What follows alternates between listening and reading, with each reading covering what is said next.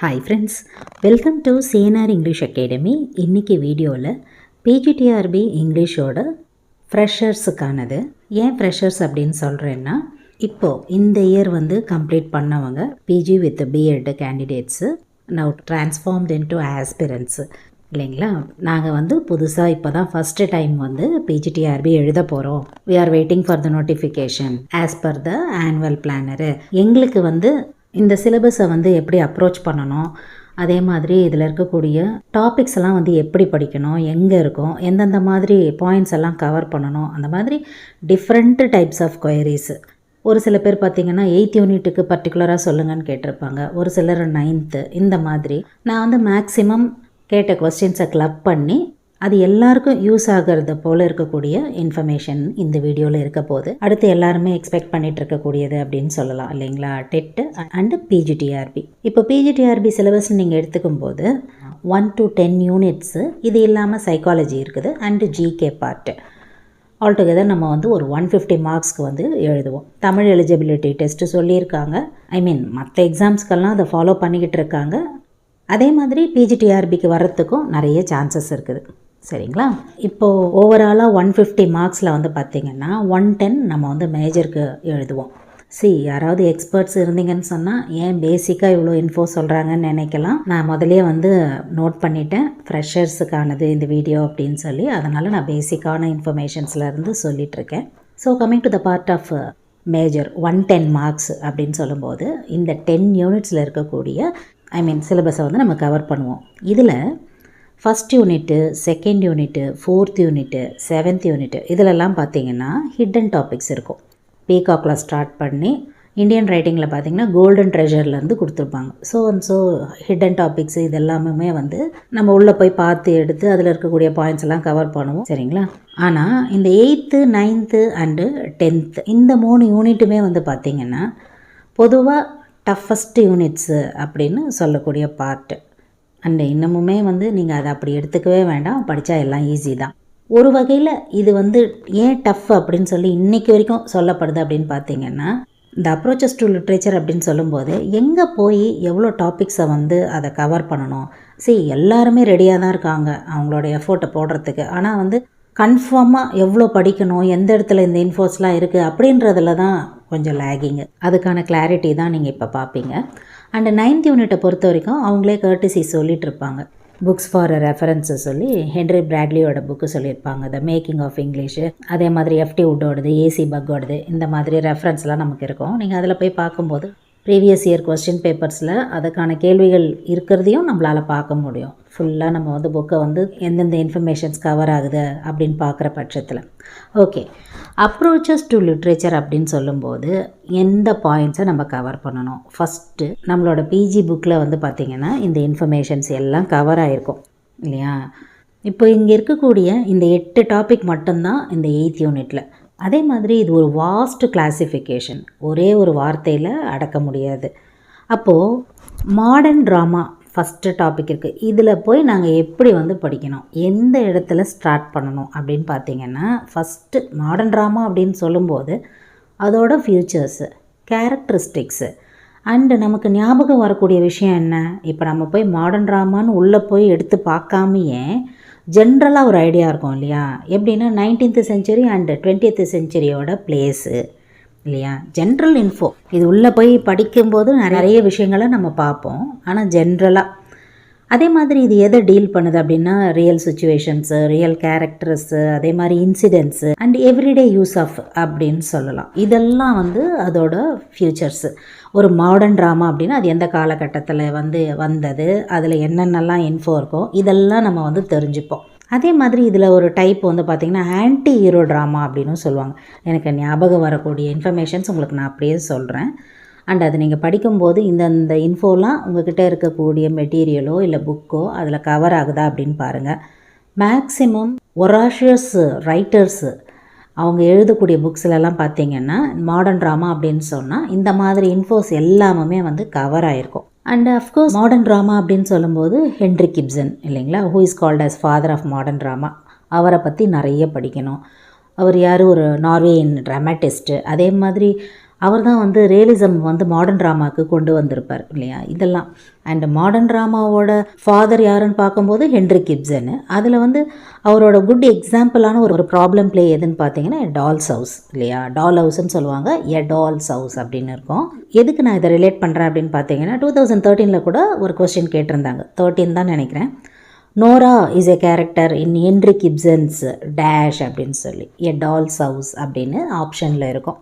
அந்த மாதிரி இப்போது ஒரு பர்டிகுலர் டாப்பிக்கு, அதோட கேரக்டரிஸ்டிக்ஸு, ஃப்யூச்சர்ஸு எதெல்லாம் அதில் இருக்குது, அதை யார் கொண்டு வந்தாங்க, அவங்க எந்த நாட்டை சேர்ந்தவங்க, அவங்க எந்தெந்த ஒர்க்கெல்லாம் கொடுத்துருக்காங்க, இப்படியெல்லாம் நம்ம கவர் பண்ணும்போது கண்டிப்பாக அதிலேருந்து கேள்விகள் வரும். அதை நம்ம தவிர்க்கவே முடியாது. அதுக்கான எக்ஸாம்பிளும் உங்களுக்கு நான் சொன்னேன். அதே மாதிரி இந்த மாடர்ன் ட்ராமான்னு சொல்லும்போது இன்னொரு முக்கியமான ரைட்டர் இருக்காங்க, ஜிபி ஷா இல்லையா, பிக்மேலியன். இதுலேருந்தும் பார்த்திங்கன்னா நிறைய கொஸ்டின்ஸ் வந்திருக்குது. அதே மாதிரி மிஸ்ட்ரி பிளேஸ்னால் என்ன, மிராக்கிள் பிளேஸ்னால் என்ன, இன்டர்லூடுனா என்ன இல்லைங்களா, அதோட ரெஃபரன்ஸ் எல்லாம் வந்து நம்ம படிக்கணும். எதெல்லாம் எக்ஸாம்பிள், ஒரு மிஸ்ட்ரி பிளேனா அது எப்படி இருக்கும், அதோட ஃபியூச்சர்ஸ் என்ன, என்னென்ன குவாலிட்டிஸ் இருக்குது, மிராக்கிள்னால் என்ன, இன்டர்லூடு என்ன, இந்த மாதிரி இன்ஃபர்மேஷன்ஸை நீங்கள் கவர் பண்ணுவீங்க. அதே மாதிரி ப்ராப்ளம் ப்ளே பற்றி நான் சொன்னேன். அதே மாதிரி இப்போ மாடர்ன் ட்ராமா அப்படின்னு எடுத்துக்கும்போது difference between traditional drama and modern drama ஒன்றுத்துக்கு இருக்கக்கூடிய வித்தியாசம். இப்போ புதுசாக ஒரு விஷயம் வருதுன்னு வச்சுக்கோங்களேன், அது எதுவாக வேணால் இருக்கட்டும். இப்போ நம்ம மாடர்ன் ட்ராமாவை பற்றி பேசிக்கிட்டு இருக்கோம்.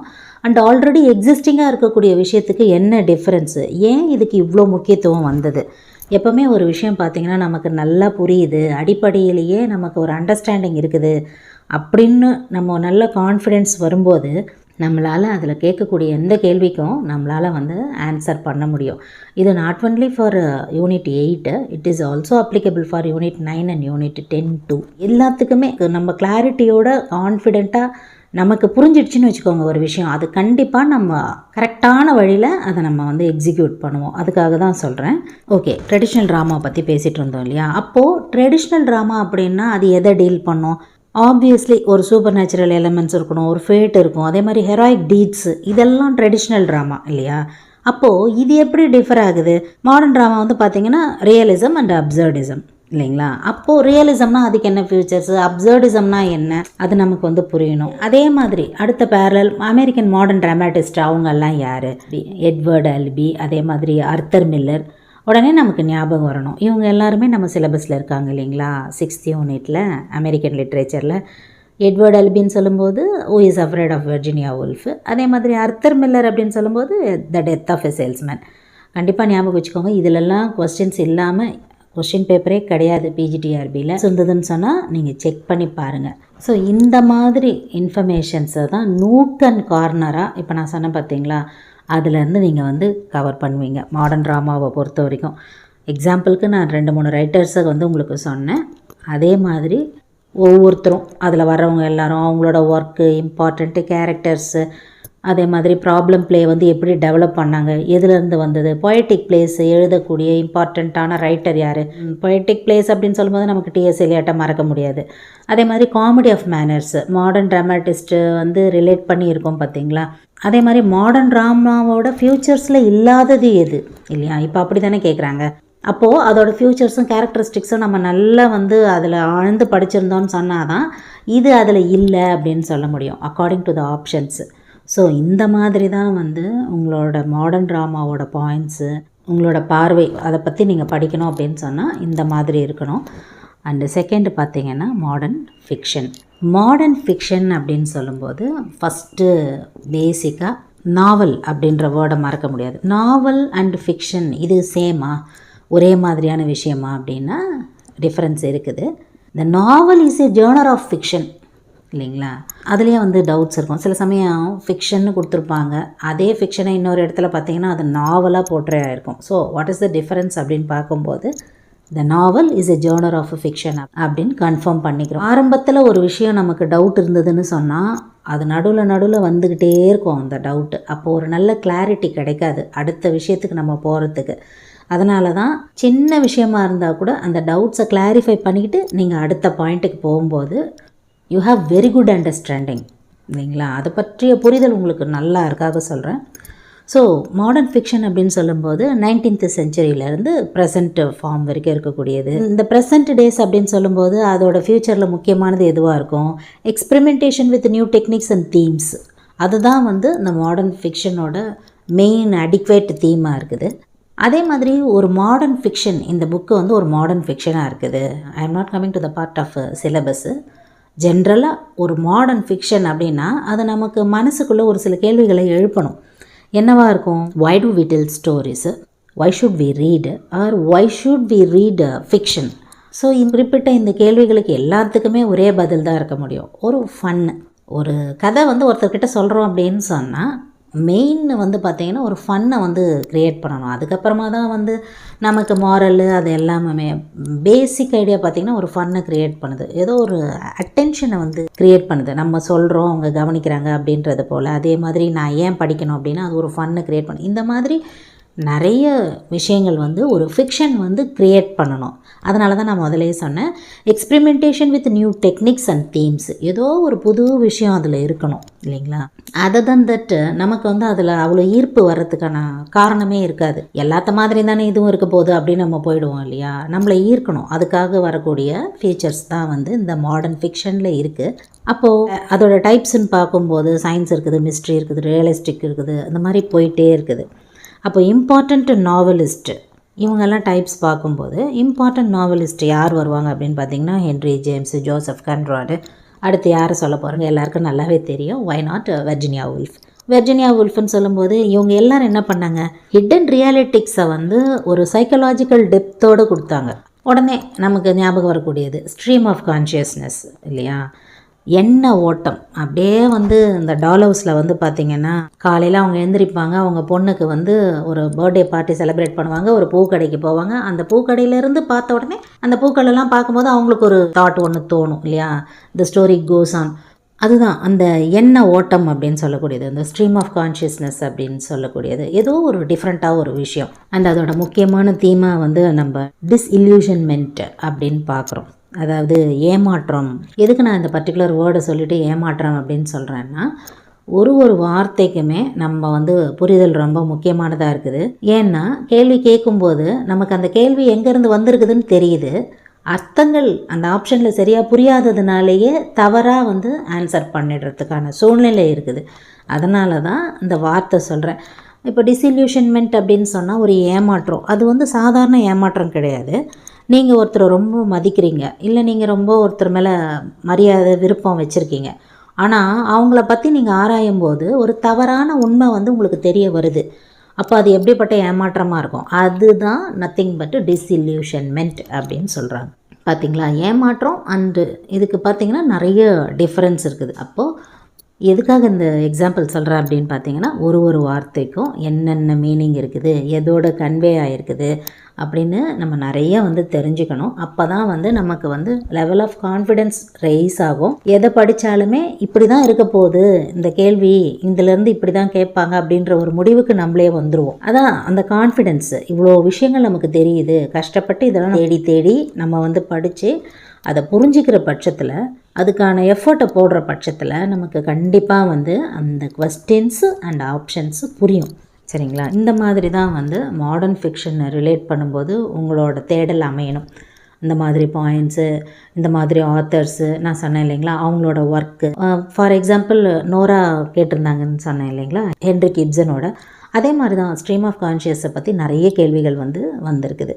ஸோ உங்களுக்கு தெரியணும் இல்லையா, ஃபஸ்ட்டு இப்போ எக்ஸாம் அட்டன் பண்ண போகிறீங்கன்னு சொன்னால் எப்படிலாம் கேள்விகள் இருக்கணும்னு தெரியணும் இல்லையா? அதுக்காக தான் சைட் பை சைடு அதையும் சொல்லிகிட்ருக்கேன். ஸோ இதுதான் வந்து பேசிக் பாயிண்ட்ஸ். இருக்கக்கூடிய தேர்டு டாபிக் பார்த்திங்கன்னா லிட்ரரி மூமெண்ட்ஸு. இதுக்கு வந்து டிஸ்கிரிப்ஷன்லேயே உங்களுக்கு லிங்க் இருக்கும். இந்த லிட்ரரி மூமெண்ட்ஸே வந்து பார்த்திங்கன்னா ஒரு 3 பார்ட்டாக வந்து நம்ம கொடுத்துருப்போம். எப்படி வந்து லிட்ரரி மூமெண்ட்ஸ்னால் என்ன அப்படின்னு சொல்லி விவிடாக ஒரு 3 பார்ட்டு தனித்தனியாக கொடுத்துருப்போம். அதில் நீங்கள் பாருங்கள், உங்களுக்கு ஒரு ஐடியா கிடைக்கும். ஸோ அப்ரோச்சஸ் டு லிட்ரேச்சரில் ஃபஸ்ட்டு ஒரு 3 டாப்பிக்கு ஓரளவுக்கு உங்களுக்கு ஒரு பேசிக் ஐடியா வந்திருக்கும் அப்படின்னு நான் நினைக்கிறேன். ஸோ நான் சொன்னதெல்லாம் ரிலேட் பண்ணி உங்களுக்கு எவ்வளோ இன்ஃபர்மேஷன்ஸ் கிடைக்கிது, இல்லை இதெல்லாம் வந்து தெரியல, இன்னும் வேறு எந்தெந்த டீட்டெயில்ஸ்லாம் உங்களுக்கு வேணும் அப்படின்றத வழக்கம் போல் உங்களோட கமெண்ட் செக்ஷனில் சொல்லுங்கள். அதர் தேன் திஸ் யூனிட் உங்களுக்கு வேறு ஏதாவது யூனிட்ஸில் ஃபஸ்ட்டு, செகண்டு, தேர்டு, 5th யூனிட்டில் எந்த யூனிட்ஸில் டவுட்ஸ் இருந்ததுன்னு சொன்னாலும் வழக்கம் போல் உங்களோட கமெண்ட் செக்ஷனில் சொல்லுங்கள். ஆர் வாட்ஸ்அப்லேயும் கன்வே பண்ணுங்கள். Up to this I conclude. இதே மாதிரி ஒரு நல்ல வீடியோவில் உங்களை நான் மீட் பண்ணுறேன். Thank you friends. தேங்க்ஸ் ஃபார் வாட்சிங்.